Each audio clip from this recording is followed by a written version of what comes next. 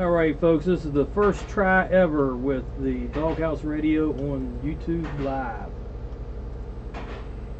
We haven't figured out how to add the music yet. Try ever with the DawgHouse. Okay, that's the one we want. Alright guys, so I guess start the music there, Phil. Give me a headache.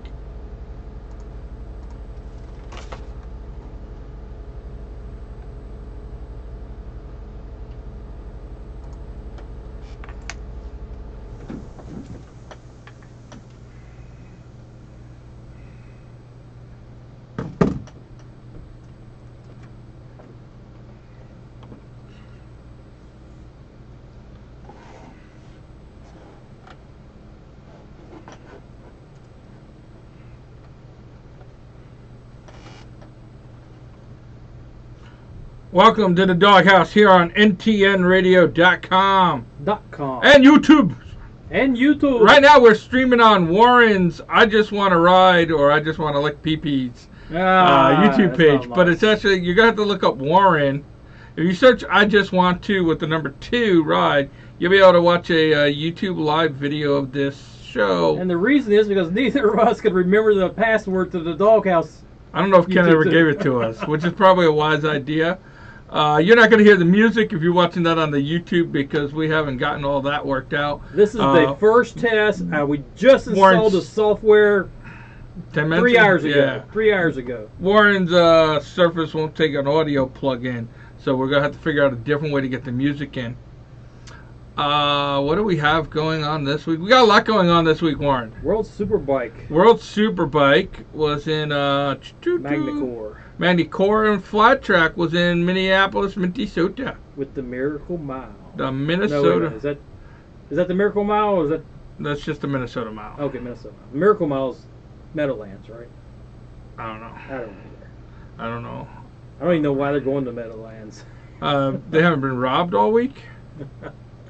Maybe to see the Giants. Let's go Giants, who can't win. And we have a little bit of silly season news as well. We got some silly season news in Supercross. And I thought there was some you mentioned earlier in the week with, maybe not, maybe it was last week. Yeah, I think it was last week. I'm starting a new job and I got everything going in all the different directions. And a job ain't nothing but work. Really, it's not nothing. It but really is. If I had enough YouTube or Patreon sponsors for the DawgHouse, where I wouldn't have to work a day job, you guys would get this kind of stuff 3 or 4 times a day. No, shut the fuck. Don't even go down that road because that ain't even true. So what is our? You'll get that maybe once a week. What's your Patreon account? The Patreon account is www.patreon.com/ntn.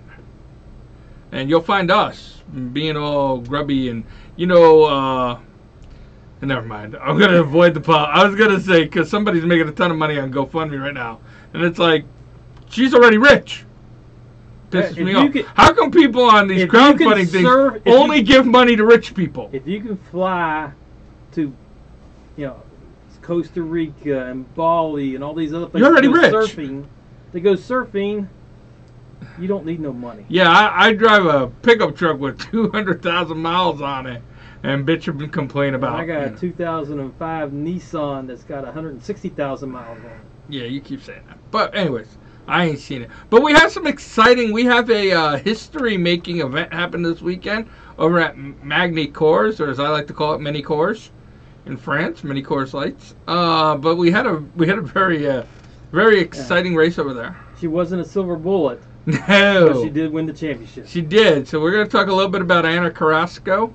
I think I'm saying that right. Yeah, I'm not. Carrasco. It's very close. Something along that line. Them Spanish names all sound the same to Warren. So we should bring in our English to Spanish expert, Ken. Whatever. Oh, wait. Did we replace our English to European? No, we really haven't. But it's a little easier to bring Ken in studio than a guy from Spain. So we haven't really replaced him yet, but we probably should think about replacing one or the other. I kind of feel like I want to keep Javier. Let Ken go. Probably the way it will go. So we got a lot of stuff to talk about. We might as well just jump right in. You want to just jump right in? Yeah. Well, Anna almost did not win the championship. Yeah, and that was a really exciting race. I watched a few of the World Supersport races. 300. Supersport 300, right? I always watch the Supersport on the 600s. And I watched a few of the 300 races. It's not a class that gets a ton of attention. It's kind of like Moto 3. It's actually probably a little lower than Moto 3.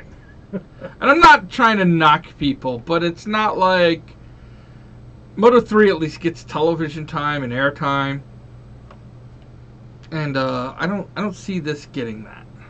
Definitely doesn't here. I only think it gets airtime because MotoGP said if you want this package, you have to have. Dorna was like, so. But we don't get it here in the U.S. But we are going to talk a little bit about a girl named Anna Carrasco. I'm sorry, Carrasco. I'm not sure how it's fully pronounced. And she actually had a couple wins early. She started the season off with a bang, and I think that's why I started watching a little bit, because I was like, oh, hey, wait, here's a woman winning some races in World Supersport. And you know me, my mind automatically goes into well, is she the first woman to do that, or is she this? Which I don't believe she is. She's the first one to win a championship, yeah, but not the first one to win a race. Yeah, so, but, because she also had won last year at, I think it was Portimao. Last year, towards the end of the season, she won, because that kind of made my news, but we don't really talk about it on the radio here, and I kind of, I read about it, and it was like, all right, I don't think she was the first, so it's not a huge in this deal. Race, she came into the race leading the points by 1 point. Yeah. But she qualified like 26th, I think way it was. Down, it was so far back that Oliveira had to turn around to look at her. No, I'm just. And it was. She was way back there. Yeah, the guy who was in second and the guy who was in third were 1 and 2 in qualifying. P1 yes. and P2. So she definitely. It looked like there was no chance of her winning the championship because I'm going to butcher these guys' names. Deluru? I don't know. Anyways, the guy who was in second place overall, points-wise, was on the pole. And was fast all weekend. And he was leading the race until lap number 5. Yeah. And then he blew something in his motor. Well, no, I think it was tranny. Okay. Hey. Oh, wait. Warren just said that guy blew a tranny. I think that was Phil at Ken. That was Ken at ntnradio.com. So, long story short, short one long. Scott Durow was leading the points because, just on the position because she was out of the points and he was up there in the lead. And, he was battling back and forth with the group up there. And Mika Perez, who went into the weekend third in points, I believe like 7 or 8 back or something like that. I think he was 9, something like that. I'm dying here. And he was in second, and when Durow had his problems, he stepped right up and he started battling for the lead. And you're like, all right, hey, she's got to make it now to. It became his championship to lose. Yeah, and in true Eli Tomac fashion, he did. I don't know how you can pick on Eli because he's the champ. But yeah, so Perez got out there and he's battling in with 3 turns to go, the last series of turns. He loses the lead. Now 3 laps to go, she was running 20th out of the points. 2 laps to go, she was 16th. 1 lap to go, she worked her way up to 12th, which is all she needed because he got passed in the last turn. Finished second, so she won by 1 point. I mean, it was exciting. If you didn't watch it, go to. She didn't even know she won. Yeah, she finished the race all dejected looking and everything. Didn't even know she won till pretty much a photographer from World Supersport came out to grab photos of her and informed her that she's the champ. And then her team comes running over. They had so much confidence, they didn't even have the T-shirts out of the bags. Yeah, when you start that far down, they were already on their way to a third world country. Yeah. I love those videos where you see people walking around with You know, Rossi, 2016 yeah. champ. Last year's not champion. Yeah, all the people didn't make it. That just shows you how much money they're in T-shirts that they can throw away a bunch. Horrors. And then in the rest of the world Superbike. Same as it ever was. Yeah. The championship. Well, the guy. Race one, Ray locked up the championship. What did you think about his little? If you didn't watch the race, spoiler alert: Ray won. He's the champ. What did you think of his little post-race celebration thing? I thought it was way too forced. Yeah. If you're gonna come up with a skit, come up with something better than that. So what if you didn't see it, they had a card table out there and they had these oversized playing cards because he won 4 in a row, so he had 4 of a kind. He had 4 aces, and he beat the other 3 motorcycle guys dressed in motorcycle uniforms, leathers and helmets. And he went all in with his poker stack and won the poker match. And so yeah, I didn't think. Yeah, and then they started taking off their helmets and found out that one of his split personalities is a chick. Send your hate mail to Canon. But one of the things he did, I thought was pretty cool. He climbed the fence all the way up to where it turned into the track. Yeah. So. Yeah, that's a little dangerous, but the championship's locked up. You fall, you break your leg. Who cares? You got a contract. Season. You got the off season. You got a contract again, so you're good to go. Other than that, it was a snoozer of a weekend. Yeah, race started in 9th place in the second race, and proceeded to win. Right. So I hope the rest of the world is watching Johnny Ray's performance in World Superbike. These penalties that they give, we're going to start him, drop him 3 grid positions, that doesn't matter. A rider's going to get to where he belongs. They dropped him 8 positions and he still wins the race. He still wins the race. He's done it more than once. Right. More than twice. He has, 4 or 5 doubles this year? At least. So it's not worth doing that. That's not a good penalty. Start him from pit road. Start him when the field goes across the start-finish line. Lap him. Put him a lap down. Make him earn it. It might not be enough. With Ray, he'd probably get into points. He might. But it not only has it not done anything, it hasn't Tiger-proofed the field. I'm surprised it hasn't caused an accident because the top 3 finishers are now 7th, 8th, and 9th. Yeah. And they're going to try to take off as hard and as fast as they can to get as many positions as they can before the first turn. I'm shocked that it doesn't turn into a Supercross hole shot turn 1, where there's just stacks of bikes. It has a couple times. Yeah, but no every week. No, but that's what I mean. How you get the wrecks in Supercross. A couple of these tracks, they've had 3 and 4 abreast going into the turn. Abreast. Oh, abreast. All right. Yeah. So it's I don't know. Next round's gonna be boring as hell. Right? Will Ray even show up? Yeah, he will, and he'll try because he wants the records, right? He wants the records. He wants I want to be the fastest, the most wins, and I want to be this, and I want to be that. He has the most wins now. Right, but he wants to set that record. No, he has the most wins. He has the 4 championships in a row, but we still have 2 rounds. And honest to God, who cares? Yeah. I don't see it's not even I see Davies getting better, and maybe Davies will pull out 2 wins, or Sykes Yamaha getting better, or Lowe's finishing a race, or Sykes or Honda's 2 races. Honda's top 10, right? I don't see anything changing for the next 4 races, which means who cares? And that's horrible for the sport. Did you see how empty the stands were? Yeah, I don't think they're as empty as you thought, because I think you looked at the Supersport 300 stands. No, when you look at the Superbike stands, they're pretty low. Right, they're pretty low. There wasn't as many as normal. No.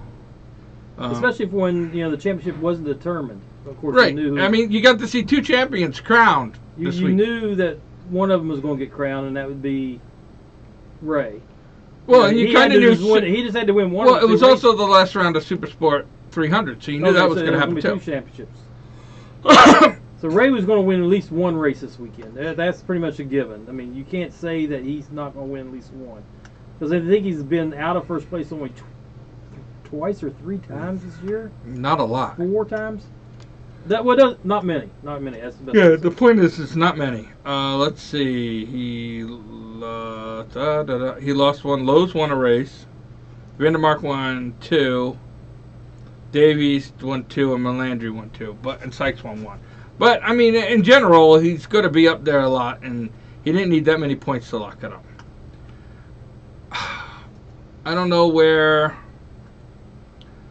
I don't know where we're going to see something that we're going to be like, oh wow, that was worth watching the races. Coming up with the last 2 rounds, Argentina and Qatar. Yeah. They're going to be kind of, they're going to kind of probably be boring. I don't see, it's not like, oh man, after the break, Yamaha, like last year and a couple of years ago, where after the break, Ducati came out like gangbusters. We're like, bah, like all up in there and winning races and stuff, right? Ducati looks worse after the break. Yes, they do. Yamaha looks the same. Honda, if they ever made television time, we'd know how they look. Yeah, I can't. Honda, you guys got to do something in the super sport. Yeah, in the superbike. Superbike. Your riders may not be the best in the world, but they are better than where your bike is finishing. Yeah. Those bikes are junk. What Honda really needs is Rossi to go there so Rossi can tell them what junk their bikes are. Well, I guess he can't because he hasn't fixed Yamaha yet. Yeah, that's true. So you can't say maybe that theory doesn't work. Maybe you should be like, oh, hey, the bike is very maybe good. Maybe we can send Pedrosa since he's going to be work for Honda now. Maybe he can go down I don't think it would hurt to put Pedrosa, at least make him your test rider or something. Yeah. I don't think it would hurt. You can test ride all the different class bikes. Pedrosa would be like, my God, I thought my number 2 bike in MotoGP was slow. Just killing me, guys. I think I've jogged this track faster. So yeah, I don't. I want to be inspired, and I'll watch the races because I will watch the races. But I feel like, man, what's there to diggity do? There's nothing coming there. Oh, you can wait for the next MotoGP race. I can. At flat track, we only got one more round of flat track. We should talk a little bit about the flat track. Brian Smith won. Hammer and Hank Wiles was in second. I just like saying that. JD Beach got a 7th, which is a little shocking, but he didn't really have a good race weekend. And Jared Mees, 7th overall for a guy who's only raced one other flat track race this season. Yeah, that's true. And Jared Mees got a 15th. I guess his give a damn is. I guess he's like, I got the championship. And he's not. And JD didn't ride the Indian. He rode a Yamaha. Yeah, he did ride the Yamaha. Hasn't really. Is that foreshadowing? Is he not going to Suzuki? Don't know. Hey, I don't know what that means. He's riding the Yamaha. Maybe his contract probably isn't over until later in this year. Usually they end at the end of the season you're racing, but maybe they offered him a deal. The Flying Tomato, he done won the singles, or the 450s, as one likes to call them. Then Dan Bromley. Yeah, I just totally blamed it on you. Yes. And Shayna Texter, she's 7th place. So I guess if you were somebody that's a big name in your sport, you just wanted to come in 7th or below this week. Well, yeah. This wasn't even a TT. Shayna's done better. Yeah. And, usually the mile tracks she does well because she's tiny, she can draft, and she gets the speed on the front and back straights. Yeah, it just wasn't working for her this weekend. But the Flying Tomato's fast too. He's always up there on the podium on these miles. He's a big, lanky guy and got a lot of hair, which probably helps for his aerodynamics, like rounds it up behind his head or something. I don't know how that all works. Yeah, it's like a spoiler. Gives him little downforce. I don't know how all that works, but that's how I get punched in the face next time we see him. But I'm okay with that, right? Well, we saw him at Pittsburgh, and you were afraid to go up and talk to him. No, I didn't. I was like, hey, and he kind of looked at me like, how does this guy know who I am? It's like, David, you're fine to me. That's not what happened at all. I was you said, hey, he looked at you, and you went, all right. No, I was like, hey, find a mater. And he just kind of looked at me. I was like, man, I don't know. I don't know what that's all. Guess he don't like the DawgHouse. Maybe I'll call him the Rotten Tomato? No. The Flying Tomato. I like that name, though. He might not like that, right? What if he doesn't like that? No, because I think he has, like, Flying Tomato Racing or something. He probably likes it. Yeah, he must, because if he didn't like it, the announcers would know it and they'd go to something else. Or they'd be like us and just not care. Dude, I don't like that name. Roger Lee hated it. I don't like. I dropped the Lee part. Okay, Roger Lee. So yeah, like this weekend they wrap up their season there in the Meadowlands Mile, presented by Ducati, which I mean that's kind of different considering every other race this week. I saw that, and you know what I'm thinking? They're going to be in flat track next year with a modified scrambler. Ooh. They're going to modify the scrambler to be a flat tracker. Oh, I like that. I hope you're right about that. I would love I'm starting a rumor. More. I like that. Listen, I will support any rumor started. Especially here on the DawgHouse. I like that. Well, they have the Monster. Steve Bonzi runs the. I had to look it up just quick. The Ducati Monster 821. But yeah, if they could put a new scrambler or something out there. I'm not all that familiar with all the Ducati bikes other than the scramblers and some of the Panigales and stuff. The Monster. Yeah, but I'm like I don't know what their line is around 650 to 850 cc's. I don't either. But, But I'd love to see Ducati get more into flat track. What is the Monster? Is it a 998? I don't know. Right? That's just to show you my. You're looking it up though, right? I am. That shows but you anyway, my knowledge. that's the rumor. New rumor. Ducati is going to flat track next year. Yeah, like big time, big time in the flat track. A twin cylinder, blah blah blah blah blah. I don't know. I'm not seeing it quick. I'm not gonna spend that much time on this. But yeah, that'd be a good rumor to start. What else is in the rumor mill this week? Silly season news, Warren. You brought it up. Oh well, it's not a rumor. There's been a big change at KTM Supercross Motocross Racing. They've named Ken Kaplan president of racing operations. No. Okay. They named Ken Kaplan director of racing operations. Ken Kaplan is coming out of retirement to be the towel boy. Yeah, the water boy. No. Sad to say that Benny Bloss is no longer with KTM Supersport Motocross. He's no longer the partner of Marvin Musquin as far as racing goes. Musquin goes. Cooper Webb, of all people, is now going to be on the KTM team. I kind of like that. I do, but I was surprised because he and Marvin have not always got along. He doesn't get along with anybody. That's a good point, too. What's the one thing we've said about Marvin all season? He's too nice sometimes. He's too nice and he's French. Right? Cooper Webb. If I was him, I wouldn't be French anymore after what the French National Motorcycle Organization. Yeah, I would be looking at. Okay. He could go to some tough country and be like Canada. There goes our last listener in Montreal, because we got both the French and the Canadians. That was pretty good. I was like some dumplings. You're like Canada. The hatred comes out right there. Warren throws the dagger. It's like that. I'm not usually you're usually the big one here. I know. I was trying to think of some country full of sissy boys and stuff, and I was gonna be like Luxembourg, even though I know nothing about Luxembourg. I don't. I know it exists. I know. Yeah, that's about it. But Warren throws the dagger right out at Canada and their pacifism and all that useless stuff. Well, no, they're what's that all? Look, a listener just turned in. He's like, "Hey, Warren, what's that all about?" I have actually worked with the Canadian military. They actually are some pretty good soldiers. I enjoyed working with them over some of the other countries I worked with. Not only was those guys in the Devil's Brigade were pretty tough. Yeah, I like the Canadian military. Not so much Canadian government, but I like the Canadian military. Yeah, right on. But Cooper Webb will add some toughness to the team. Yes. Right? If you need a blocker from Musquin, you got it. Maybe not. If you need somebody to hit Musquin and attack him, to be like, hey, you got to keep going, you got it. You know, and wasn't it in Supercross last year that he and Tomac got into it? Cooper Webb and everybody gets into it. I know, but didn't he run into Eli? Yeah, right. T-boned him. That was probably part of his job interview. So was this intentional or not? Well, yeah. If you want to hire me, if it was. It's like, if you well, don't yeah. hire me, it wasn't. It was either intentional or not.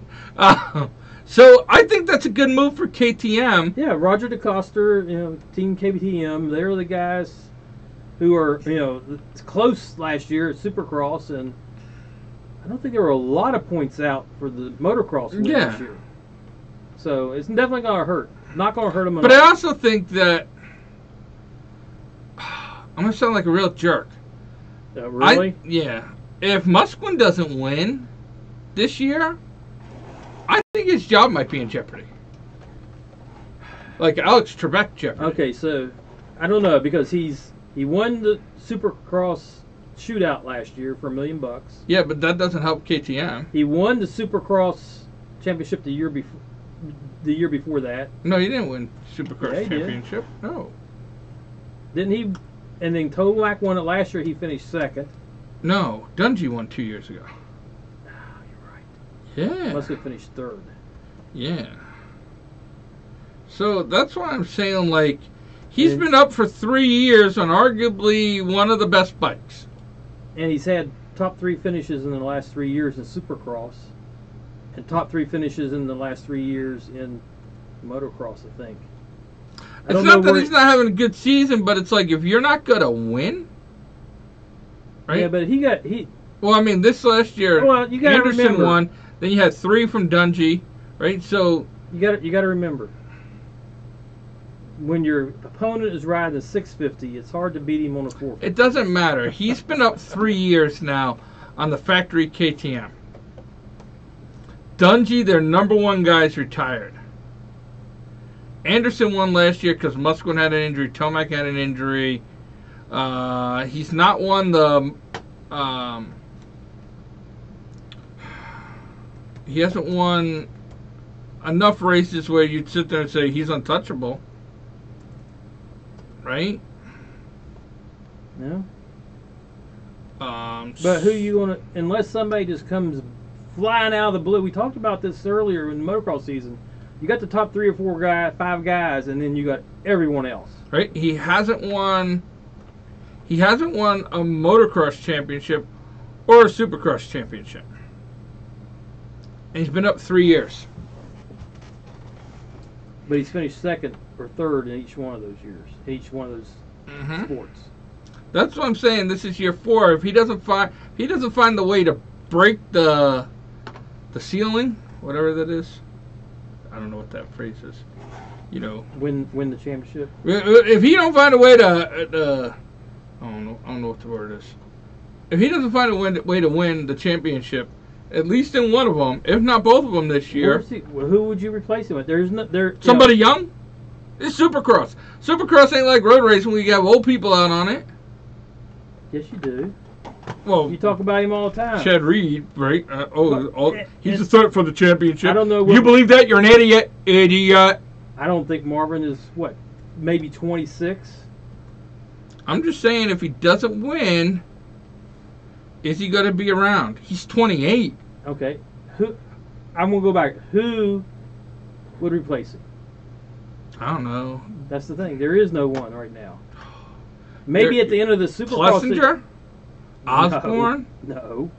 Yeah, right? Not until they show something on the 450. Well, but I'm just saying. Maybe at the end of the Supercross season you might see somebody. Justin Hill? Zach Osborne? Bowl? Oh. Well, is Osborne moving up this year, or is he staying to I haven't heard. keep his title? Because he has the right to defend his title. Even if he has pointed out, he still has that right. Yeah, but I'm just saying, right? Like, I'm saying you got a 3-year contract under your belt at KTM on the 450s. Their number 1 guy in Dungey is gone. You had some injuries, but if you don't win, ooh. I think you're smoking something over there. Well, yeah. Unless somebody just jumps out of the blue and wins the championship in both Supercross and Motocross, and is eligible to change. Look, his own country doesn't think he's good enough to represent him. Well, it didn't do them any good, did it? No, that's true. I think they would have performed better with him there. But anyway, so Cooper Webb, Marvin Musquin are now the KTM riders for this year's Supercross Motocross run. This could be the wake up call Musquin needs, because honest to God, if Cooper Webb replaces him, I don't think you see I believe, and I could be wrong, and somebody will probably do the research and be like, "You're wrong, you're an idiot." I want to say Musquin, when he came up, signed a 3-year deal with KTM, which makes 2019 his 3rd year. Yeah, I think you're right. Right? If Cooper Webb comes up and does better than him on the bike, he hasn't showed it on the Yamaha. No, not even comes up, but yeah, but I don't know if the Yamaha was a good at bike, and I'm not going to say that the bike wasn't as good as I don't know if Yamaha is a good at team. You got a good point there, but he had a bunch of top 10 finishes. I think he only finished outside the top 10 once or twice, 3 times, 4 times, no more than 4. I don't think. So he's a good rider. But it'd be interesting to see how he does on the bike. He hasn't, in his first year on the 450s, he hasn't shown the same skill set he was showing in the 250s. Yeah, but sometimes that can be because the team isn't as good as you're not getting as good a setup. Possibly. Right? And you're not getting as good at things. A lot of guys come up from 250s to 450s and they change their whole training regimen because now you're racing a full season, not a half a season. So, that's the big thing, right? 450s, you see the guys that do well are the guys that put in all the extra hours in the gym and on the track where they build it up so they can race 18 weeks in a row. Right? There is no downtime. So, we'll see. I think if Cooper Webb does better than Marvin Musquin, or even really close to Musquin, Musquin's jobs might be in jeopardy. And Musquin doesn't win the championship, his job might be in jeopardy. Not that Yamaha or somebody else won't pick him up. His KTM position, you say, might be in jeopardy. Yeah, but it won't be his job's on. Everybody other than KTM will be chasing him hard if KTM drops him. Yeah. Even Kawasaki. Yeah, maybe. So it'd be kind of interesting to see. Any other silly season? How would Musquin do on a 650 with everyone else on 450? Probably not any better than he would do on a 250 versus him. Oh, hey, bada bing, bada bing. That's the only silly season I had this. That's all the silly season news you had? Well, that's pretty much all I had. I didn't have anything really. Just two other motorcycle news things that came out this past week that Mike. Go ahead. 3 things actually. Well, it's kind of a silly season, not silly season thing.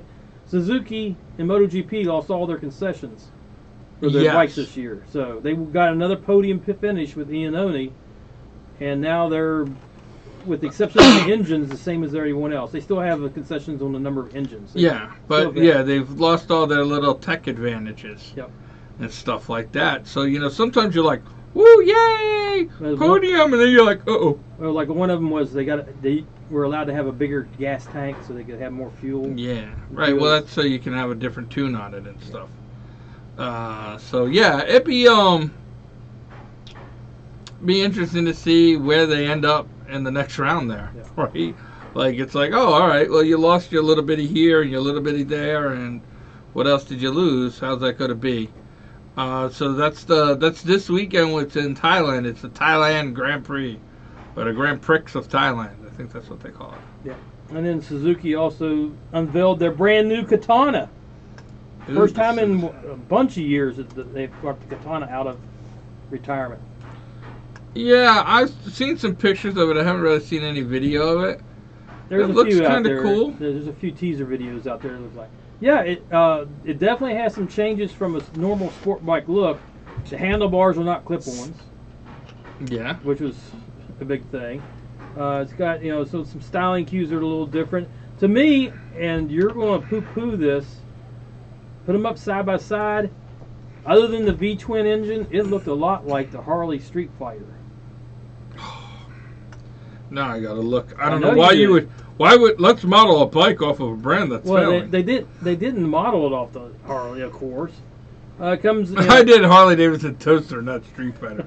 That's pretty awesome. All right, while you're looking that up, it's based off the engine is based off the Gixxer 1000. It's going to be a fuel injected 999.